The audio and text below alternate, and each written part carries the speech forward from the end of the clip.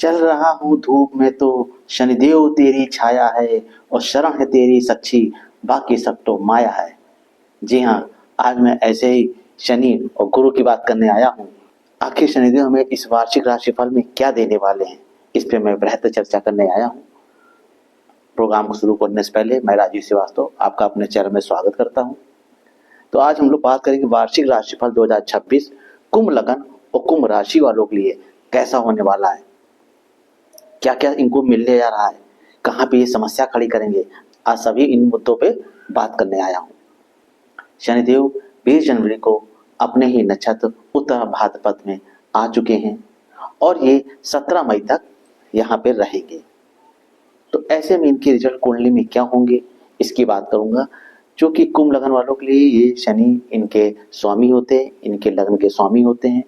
तो शनिदेव इस समय मीन राशि में चल रहे हैं। अभी तक इसके पहले ये उतने अच्छे फल नहीं दे पा रहे थे, लेकिन 20 जनवरी के बाद से अब ये अपने नक्षत्र में होने के कारण ये अच्छे फल देने के लिए बाध्य हैं।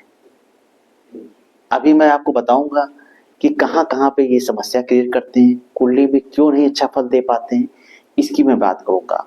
मेरा निवेदन है आपसे वीडियो को पूरा देखिएगा, वरना बात समझ में नहीं आएगी। तो शनिदेव आपके दूसरे भाव में गोचर कर रहे हैं अपने नक्षत्र में होने के कारण। अगर आपके कोई परिवार में कोई किसी तरह का डिस्प्यूट हो गया था, कोई वाद विवाद हो गया था किसी को लेके, तो अब आप मिल बैठ के बात करेंगे तो वो समस्या भी शनिदेव यहाँ से दूर कराते हुए दिखाई दे रहे हैं। अभी तक आपका बेवजह पैसा जो जमा पूंजी थी वो कहीं ना कहीं खर्च हो रही थी, बेवजह कहीं आपकी गाड़ी खराब हो रही थी, तो कहीं ना कहीं अस्पताल में डॉक्टरों के बीच में आपका पैसा खर्च हो रहा था। अब उसमें ये शनिदेव लगाम लगाने आ गए हैं। उसके बाद इनके तीसरी दृष्टि 1 2 3 इनके चौथे भाव में पड़ेगी। यही सुख सुविधाओं का है। आप अगर कोई एसेट्स लेना चाहते हैं, वो भूमि भवन वाहन कुछ भी हो सकता है।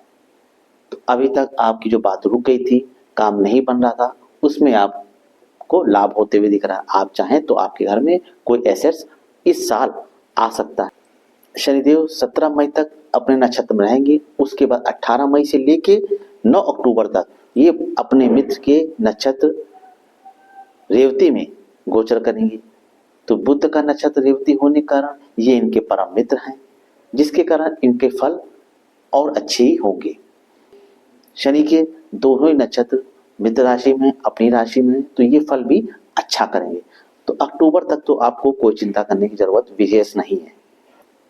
तो यदि आप सुख सुविधाओं के लिए कुछ सोच रहे थे लेने के लिए तो आप ले सकते हैं।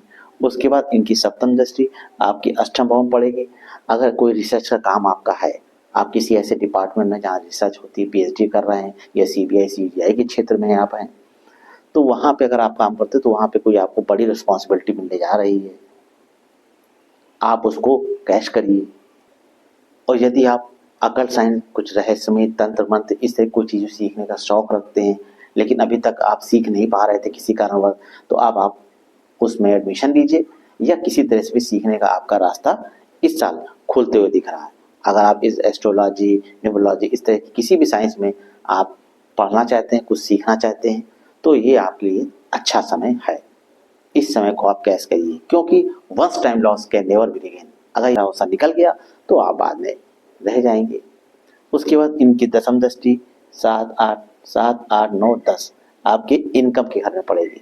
यानी अभी तक जो आपकी इच्छाएं थी तभी हुई थी, जो आप चाह रहे थे कि हम इस साल ले लें, लेकिन पिछले साल वो नहीं ले पाए आप किसी कारणवश, तो अब आप प्रयास करेंगे तो आपकी वो चीज़ें भी मिलती हुई दिख रही हैं, आपकी इच्छा पूरी होते हुए दिख रही है। और यदि आप म्यूचुअल फंड या शेयर मार्केट या कहीं भी किसी तरह का भी इन्वेस्ट करके आपने रखा है, तो इस साल आपको कहीं ना कहीं से वो बड़ा पैसा मिलते हुए दिख रहा है। और अगर आपने नहीं किया है तो अब मेरा आपसे निवेदन है कि आप इन्वेस्ट करना शुरू कर दीजिए। तो आप इन्वेस्ट करने के बारे में सोचिए, जिससे आपको आगे चल के एक अच्छा लाभ हो सके। उसके बाद अब मैं बात करूंगा गुरु की। गुरु एक अच्छे ग्रह हैं, गुरु अनुशासन प्रिय ग्रह हैं। ये कहते हैं कि अगर आप डिसिप्लिन के साथ, अनुशासन के साथ अपने कामों को कर रहे हैं तो ये आपको अच्छे रिजल्ट देते हैं। ये 2 जून से लेकर 21 अक्टूबर के बीच में अपनी उच्च राशि कर्क राशि में प्रवेश कर जाएंगे। अभी ये मिथुन राशि में गोचर कर रहे हैं और आपके पंचम भाव में इनका गोचर हो रहा है, जिस जिसके कारण स्थितियां ठीक है, कोई बहुत बुरी नहीं है, लेकिन ये 2 जून को अपनी उच्च राशि में आ जाएंगे, आपके छठे भाव में गोचर करने लगेंगे। तो आप देखिएगा कि अगर आप शत्रुओं से परेशान चल रहे थे, या लोन आपके ऊपर हो गया था और आप उससे लेके परेशान थे, या कोर्ट कचहरी के बेवजह चक्कर लग रहे थे आपके, तो उन सब में ये लगाम लगाएगा, आपकी स्थिति को आपको सही करेगा। या कोई बीमारी थी जिससे आप जूझ रहे थे और वो बीमारी आपकी फाइंड आउट नहीं हो पा रही थी, तो उसके बाद आप जब प्रयास करेंगे, डॉक्टर से मिलेंगे, तो भी आपकी फाइंड आउट होते हुए दिख रही है और आपको उसका सही रास्ता मिल जाएगा, सही दवा मिल जाएगी आपको। गुरु के यहाँ के आने में, क्योंकि पंचम से 1 2 3 4 5 उनकी दशम भाव पड़ेगी, तो कर्म क्षेत्र में लेके या व्यापार करते हैं या नौकरी करते हैं, वहां इसी तरह का उतार चढ़ाव था आपका। कुली बॉस आपको परेशान कर रहे थे, आपके मन मुताबिक आपका ट्रांसफर या आपको अवधान नहीं मिल पा रहा था। देखिएगा 2 जून से लेके अक्टूबर तक, 31 अक्टूबर तक आपको कोई बड़ी रिस्पॉन्सिबिलिटी जाएगी। पद में प्रमोशन चाह रहे थे, वो भी आपको मिलते हुए दिख रहा है। तो ये समय आपके लिए अच्छा। उसके बाद इनकी 7वीं दृष्टि आपके व्यवहार पड़ेगी, तो अभी बेवजह जो खर्चे हो रहे थे उस पर लगाम लगेगी। अगर आपका कोई एक्सपोर्ट इंपोर्ट का कोई काम है या विदेश जाने की सोच रहे थे लेकिन अभी तक काम नहीं बन पा रहा था, तो हो सकता है इसी बीच में आपको विदेश जाने का मौका मिल जाए। यदि आपके पास कोई केस लगा हुआ था, तो हो सकता है इस समय आपको कोर्ट कचहरी के चक्कर आपको ज़्यादा लगाने पड़ जाए, लेकिन वहां पे भी आपको कोई फेवर में, आपके पक्ष में कोई बात होते हुए दिख रही है। ये भी गुरुदेव यहाँ से रह के आपकी स्थितियां जो गड़बड़ चल रही थी उसको भी सुधारने की कोशिश करेंगे, उसको थोड़ा सा रिमूव करने की कोशिश करेंगे। उसके बाद इनकी 9वीं दृष्टि आपके दूसरे भाव में पड़ेगी, तो कहीं कहीं जो धन आपका खर्चा होता, तो आपका पैसा भी जमा कराने के लिए, संचय कराने के लिए भी ये गुरुदेव बाध्य हो जाएंगे।